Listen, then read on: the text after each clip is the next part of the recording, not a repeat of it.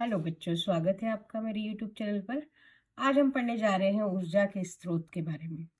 ऊर्जा के स्रोत क्या होते हैं जिनसे कि हमें ऊर्जा मिलती है, हम उन्हें ऊर्जा के स्रोत कहते हैं। सरल भाषा में हम ये कह सकते हैं और विज्ञान की भाषा में हम ये बता सकते हैं कि कोई भी साधन या स्रोत जिससे ऊर्जा को प्राप्त किया जाता है या उससे उसका दोहन किया जाता है, ऊर्जा का स्रोत कहलाता है। ठीक। उदाहरण: कोयला, सूर्य, बहता हुआ पानी आदि का उपयोग ऊर्जा प्राप्त करने के लिए किया जाता है, इसलिए ये सब ऊर्जा के स्रोत हैं। एक अच्छे या उत्तम ऊर्जा के स्रोत कौन कौन से हैं या उसके गुण कौन से हैं? तो कम प्रदूषक हो, यानी धुआं देने वाले या अपशिष्ट पदार्थ देने वाले ना हो, है ना। जैसे कि कम प्रदूषण हम किससे देख सकते हैं? तो हमारा सीएनजी जो है वो कम प्रदूषित होता है। दूसरा, धुआं देने वाला ना हो, लकड़ी से, कोयले से धुआं होता है ना। और अपशिष्ट मतलब उसके बाद, जब जलने के बाद कोई भी आखिरी में पदार्थ ना बचे, ऐसा ऊर्जा का स्रोत सबसे अच्छा माना जाता है। प्रति एकांक द्रव्यमान पर अधिक ऊर्जा देने वाला हो, मतलब यदि वो कोई एक इकाई उसकी जले तो उसमें ऊर्जा अधिक से अधिक प्राप्त हो। जो सरलता से उपलब्ध हो, है ना। कहाँ इसका हमें सरलता से उपलब्धता होनी चाहिए। भंडारण व परिवहन में आसान हो। भंडारण मतलब कि कहीं भी हमें रखना हो तो वो आसानी से रख सके हम। परिवहन मतलब लाने ले जाने की सुविधा हमें प्राप्त हो। जो सस्ता हो, और कैसा हो? जो सस्ता हो, कम कीमत पर हमें उपलब्ध हो जाए, यानी कुछ ही कीमत पर हमें पूरे महीने भर का एक जो ईंधन है वो प्राप्त हो जाए। इस तरह का ऊर्जा का स्रोत होना चाहिए। अब यहाँ हम देखें, उपलब्धता के आधार पर कितने प्रकार के हैं ऊर्जा के स्रोत। तो उपलब्धता के आधार पर दो प्रकार के ऊर्जा के स्रोत हैं। पहला, नवीनीकरण वाला, नवीकरणीय, और दूसरा अनवीकरणीय।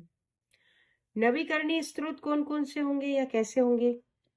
ऊर्जा के वे स्रोत जो असीमित मात्रा में उपलब्ध हैं, जिनसे ऊर्जा का दोहन सालों साल किया जा सके,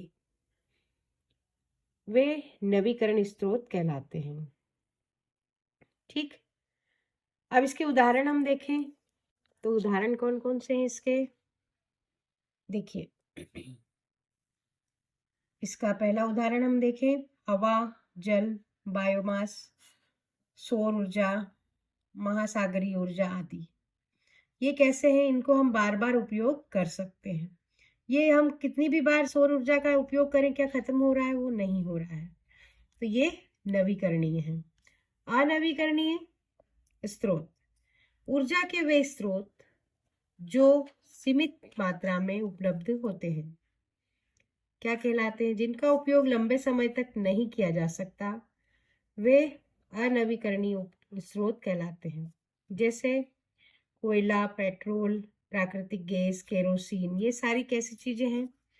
ये अनवीकरणीय, मतलब अगर हम इसको एक बार जला दें तो क्या उसके बाद वापस हम इसे प्राप्त कर सकते हैं?